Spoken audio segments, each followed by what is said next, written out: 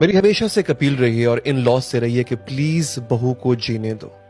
आपका बेटा जब शादी करके आता है, आपको तब याद आ जाता है कि हमारा बेटा हमें टाइम नहीं दे रहा है, हमारा बेटा हमारे साथ वक्त नहीं गुजार रहा है, टेंशन नहीं दे रहा है। यही वो बेटा था जब सिंगल था तो दोस्तों के साथ पूरा पूरा दिन बाहर रहा करता था, आपको टाइम नहीं दिया करता था, आपकी बात नहीं सुना करता था और तब आप हंसी मजाक में टाल देते थे कि ये तो ऐसा ही है। लेकिन जब बहू घर में आती है तब आप कहते हो अब अगर वो टाइम नहीं दे पा रहा, अब अगर वो अपनी नई फैमिली को रेस करने के लिए डेडिकेटेड हो चुका है, काम ज्यादा कर रहा है, अपनी बीवी के साथ कुछ पल बिताना चाह रहा है, तो अब आप कहते हो कि वो चेंज हो गया है और उसको चेंज करने वाली आपकी बहू यानी उसकी बीवी है।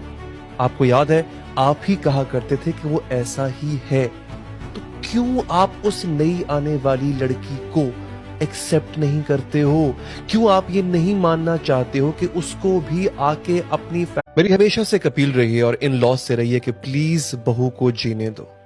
आपका बेटा जब शादी करके आता है, आपको तब याद आ जाता है कि हमारा बेटा हमें टाइम नहीं दे रहा है, हमारा बेटा हमारे साथ वक्त नहीं गुजार रहा है, टेंशन नहीं दे रहा है। यही वो बेटा था जब सिंगल था तो दोस्तों के साथ पूरा पूरा दिन बाहर रहा करता था, आपको टाइम नहीं दिया करता था, आपकी बात नहीं सुना करता था और तब आप हंसी मजाक में टाल देते थे कि ये तो ऐसा ही है। लेकिन जब बहू घर में आती है तब आप कहते हो अब अगर वो टाइम नहीं दे पा रहा, अब अगर वो अपनी नई फैमिली को रेस करने के लिए डेडिकेटेड हो चुका है, काम ज्यादा कर रहा है, अपनी बीवी के साथ कुछ पल बिताना चाह रहा है, तो अब आप कहते हो कि वो चेंज हो गया है और उसको चेंज करने वाली आपकी बहू यानी उसकी बीवी है।